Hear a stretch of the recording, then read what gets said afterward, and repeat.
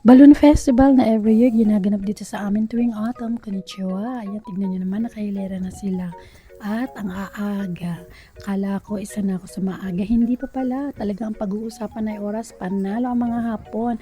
Napakarami na nilang nakahilera dyan. Kaya ang parking medyo malayo. Pero sulit naman dahil ayan, may kita mong nakalatag na ang lahat ng mga balon at papainitan na sana, no? Ayan, yung iba naghahanda na rin. Kaso nga lang, yung hangin hindi nakisama.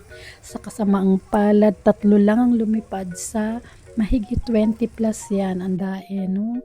Kaya nga yan, nakapag-picture na lang ang ginawa ko. At ayan, yung 3 lobo na yan ang nagkaroon ng chance na lumipad dahil yung iba yung mga sumunod pa talagang pinatigil na dahil ang lakas talaga ng hangin. Hindi man nakalipad ang lahat, wala tayong magagawa kasi ang importante ay ang safety. Alam niyo naman sila, safety first. Ayan yung mga tao, o di ba, ang dami. Maagang maaga pa lang, hindi pa nag-i-start, nakapila na sila. Di ba? Happy weekend and thank you for watching.